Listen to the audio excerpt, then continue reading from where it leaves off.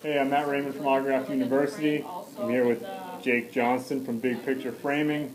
And Jake, I get a lot of questions from Autograph University readers about, how should I best frame my jersey? What kind of glass should I put over this autograph photo?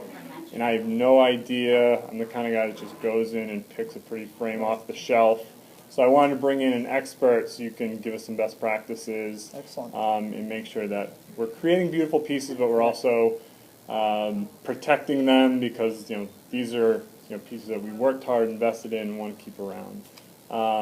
So the first question I'm wondering about is what's going on in your mind when someone brings you a piece, because framing is a very artistic process just in itself. Yep. Well, we think of a few different things, and it's a juggling act really between the aesthetic. We want to come up with something that suits what the customer wants it to look like, but also what's right for the piece. One of our mantras is to do no harm to any piece. Certain items, like maybe a signed sports jersey, are going to require different sort of mounting materials than, say, an 8x10 signed glossy photograph. Okay. So it's juggling the practical with the way it's going to look. Okay. Now, talk to me about the materials. Like, what are the components that we're dealing with? I mean, we have glass, we have different kinds of matting, we have the frame itself, we have different mounting mechanisms. So, if you take photos for one, I mean, what are we dealing with there, and what are the alternatives? 'Cause I think a lot of people get confused on that. How good does the glass need to be? Right. Do I need the museum quality glass, or do I need the museum or acid-free matting? Right.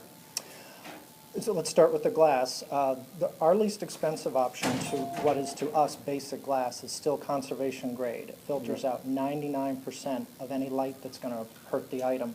Lots of times people hear UV light, Sure. and because of the sun lotion industry, sunscreen, we think, oh, that's only sunlight that's going to damage my piece. Yeah. When in fact, even indoor lighting, incandescents, fluorescents, what have you, have enough UV rays that we've learned it's really not much point in stocking just plain regular window glass. So our conservation grade glass looks like typical glass, but it will protect any item from 99% of the light that's going to hurt that. And then we do have levels of glass, qualities of glass above that really address glare issues. But everything we carry is conservation grade. As far as what goes underneath the glass, we want to make sure that all those items are also acid-free. Anything that's in contact with the item that you're framing needs to be acid-free. Our mats are conservation grade, as well as anything we put behind that, the mounting, which every piece has to have if it goes in a frame. That's also acid-free. Got it. Now, what about jerseys? How do you approach that? Because that's not you're not just buying a huge photo frame. It's Right. something different. Right. Anything dimensional like that, you want to make sure that the glass is not in contact with the piece. Glass should never be sitting on fabric. So in that case, the shirt, which is why we often go right to the shadow box solution. It doesn't have to be super deep. There doesn't have to be a lot of distance between your shirt and the glass, but just enough to ensure that it's got room in there to breathe. And the way we secure those is very important because it's not the kind of item you want to use a wet adhesive or a tape with. It has to be sewn on there. Okay. The sewing ensures that it's going to be stable over time. It's not going to fail on you. It's the least invasive thing you can really do to the shirt and still have it be secure. And it's hidden. When a proper mounting job when you have a sports shirt means that you can't see how we did it. So those are the three things we try to think about when we're putting a sports Now, jersey together. on the subject of jerseys, I got a reader question about the correct way to do that. You say sewing.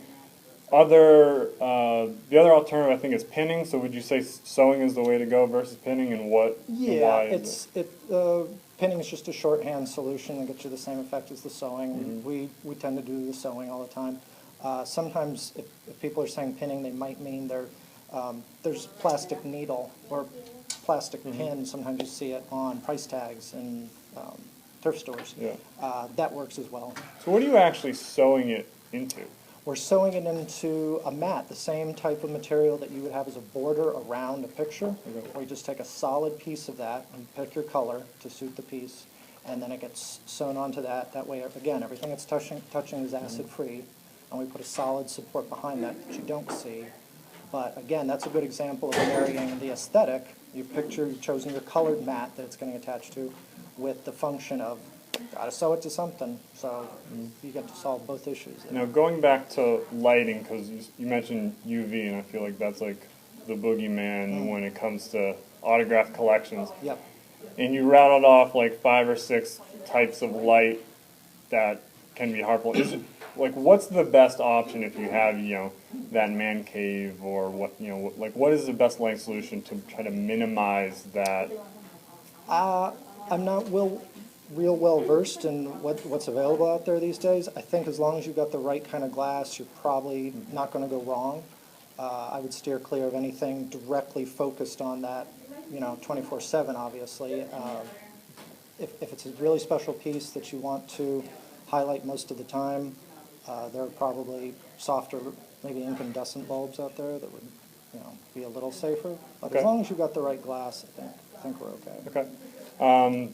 Can you show us some pieces that you worked on? Just kind of take us Sure. through kind of step by step how you've approached them. Yeah. All right. So what do we have here? Well, for the sake of full disclosure, that's not an actual autograph by Boris Karloff, but this happened to be something handy I had lying by. I thought Is that your autograph of Boris Karloff? Yeah, I was channeling. I was channeling the master. Yeah. Okay. I thought it would be a good example of, oftentimes with celebrities, what you end up with is an 8x10 glossy, maybe signed. But this would work in any instance that you have anything on paper, basically, that you want to capture. We would start with figuring out what the best mat design would be. Now, the reason that the mats are really important isn't even so much for looks. People often think it's to make it bigger or make it fancier. They serve a purpose. That's what keeps the glass up off the surface. We would never want glass touching the paper. And since we know we have to put glass over it to protect it anyway, the mats figure into the design. Anytime you can do 2 colors, I think you've got a better chance of making it look as though everything goes together. This looks a little stark to me.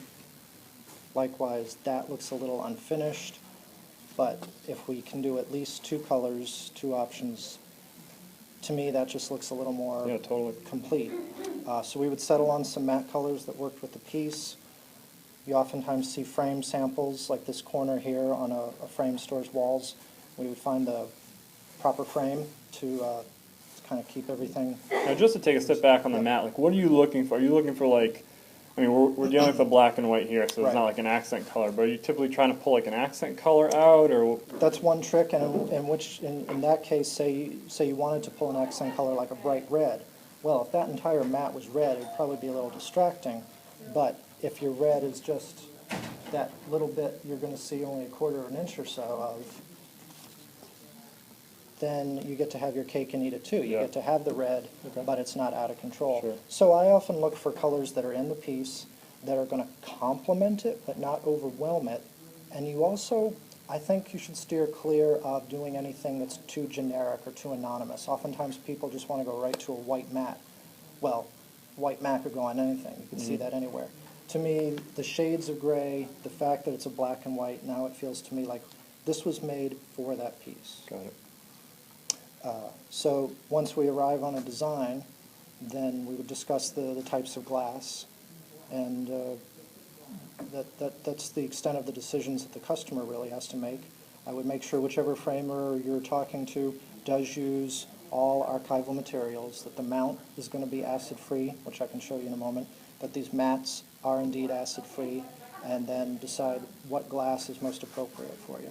Now, with the framing, similar question to the mat, I mean, is there, all of this stuff is subjective and it's kind of whatever you like, but does a frame work the same way in terms of like picking out like, colors and textures? I mean, I'm just looking around your store and there's, thousands of different options here. Right. Is there any kind of guidelines for people who, may or may not have that eye, but they can, kind of say, I have an 8x10, maybe I should go with something that's not, super thick or super skinny? Well, I think that oftentimes people err on this. They might end up with a frame that is too thin. I don't think you can ever go too thin. What happens is if the frame looks if a bigger frame, you would just put further out on the mat to keep everything in proportion. You don't want to end up with a frame that almost looks too puny, like it can't aesthetically support the piece, so I picked, in this case, a medium to a large size frame. One thing that can go wrong is if you show too little mat. Now it feels as though the frame is crowding or pinching the piece. And the other part of the mat's job, going back to the mat idea, is to make that frame look in proportion to the piece. So it's not too big for it. It feels, the porridge is just right. I picked something kind of rustic to go along with the idea of, the Frankenstein monster and the colors. So yeah, you can draw on themes or styles or colors that are in your piece when you're choosing the frame. Great. Do you have something else to show us? Oh, this is just a finished example, and again, it might help better illustrate some of the things that we were talking about as far as this piece has 3 different matte colors to capture some of the different tones in the photograph of Keith or Sutherland, and I went with a very modern frame, so a metal style that'll just kind of reflect the mood, as it were. It also captures the silver autograph from the silver marker. I thought the silver metal frame might help capture that. This is museum glass. I'm sure you're seeing some glare, but it's not nearly as much glare as you'd get off standard glass. Yeah, it doesn't, in person doesn't look bad at all. Now I'm noticing there looks like plastic photo corners in there. There are photo corners. This is a piece of mine. I would never let those photo corners show if it were for a customer. I would have mounted it a different way, but it's mine. I took some liberties, and in the spirit of not crowding the photo too much, I let the photo corners show.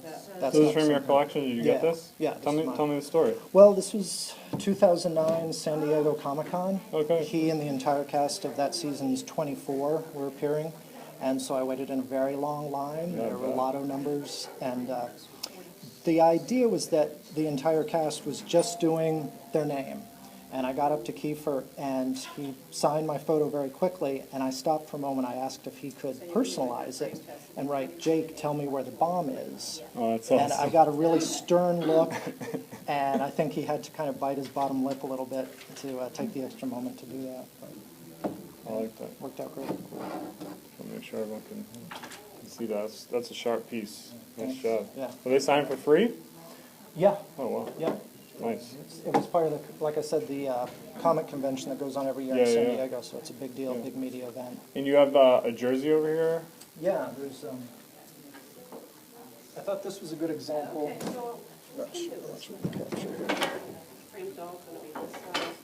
But while nothing in here is actually signed, it's a good example of how if you have a signed baseball, we can do that. Tickets, trading cards, the jersey itself.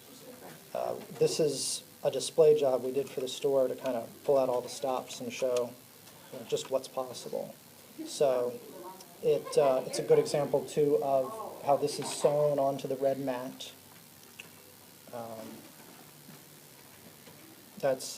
This is not museum glass. Mm-hmm. This is what for us is standard, conservation clear glass. Okay, we'll protect it from fading.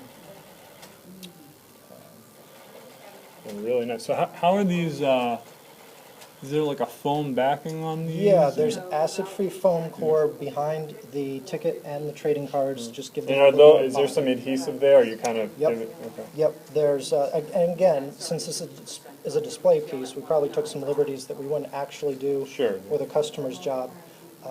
But yeah, there are definitely archival methods to do that same look. Again, for the sake of full disclosure, that baseball has been cut on a table saw in half in the spirit of fitting it in there with everything else. But there are a lot of different ways to do entire, we would never cut a customer's baseball, but there are ways to do a baseball whole. We often get them signed and you just put it in a deeper shadow box. So you showed us some pieces. I think everyone agrees that they would love to have, their whole collection or a bunch of really special pieces, a custom project like that, but then the kind of cost alarm bells go off. Talk to me about what goes into that cost and what you're getting beyond just walking into a store and getting a mass-produced frame off the shelf. Right. Well, a lot of the things that we've already talked about, like the glass, would be an issue. most of the time, if you buy what we call a ready-made frame right off the shelf, chances are it's not going to be conservation glass. Chances are the other materials in there aren't going to be, they might be somewhat, there are different grades of acid-free, and most things you just buy off the shelf aren't going to make enough of a difference. So the little bit That's scary. Yeah, you know, we live in a society that is geared toward the prices you might see at a Target or an Old Navy, where things after a few years, I think we expect them to be disposable, but really, when you frame something, you probably don't want to ever have to frame it again. It's more like buying a piece of furniture or maybe a good heavy winter coat that's going to last you year after year after year. When you do custom framing, you're getting something that's intended to be good for the life of the piece and hopefully your life. So when you talk about cost, it's because the materials are meant to last. Custom frame is probably constructed much differently than a ready-made frame off the shelf. It's not going to come apart if you drop it. It's joined by hand, you know, to spec for you. So a lot of times people will bring us a poster and they get a little bit of sticker shock from time to time. They say, well, I only spent $10 on the poster. And the truth is that that poster was probably mass-produced. You know, there are thousands of them out there. We're going to make one frame especially for you for that poster, and it's not going to look like a $10 poster anymore. So the cost is partly the materials, it's partly the labor of this thing being taken by hand from beginning to end. So it's going to look exactly the way you wanted it. It's custom work. You know, if you think of if you bought some yards of fabric at a fabric store for maybe $9, but then you took those to a seamstress and said, make me a dress or make me a suit out of this fabric, how much do you think you might pay for the custom work? So that's one analogy. But yeah, what we do, we intend it to last forever and to help preserve that piece that's in there forever. And you can see it at the same time. Sure.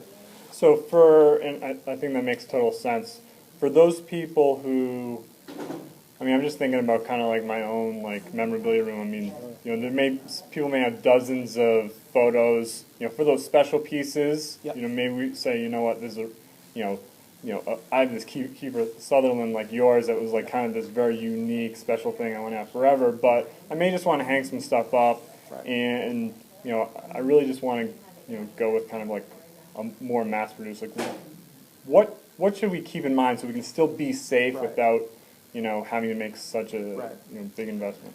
I think the things you want to make sure you do every time is the conservation glass. If the frame you've picked out doesn't have that, you could go to a frame store and say, I just need to change out the glass. Keep in mind, no matter what you do, the smaller it is, the less money it's going to be. A little 8x10 photo, the proper glass for that is not going to, shouldn't break the bank.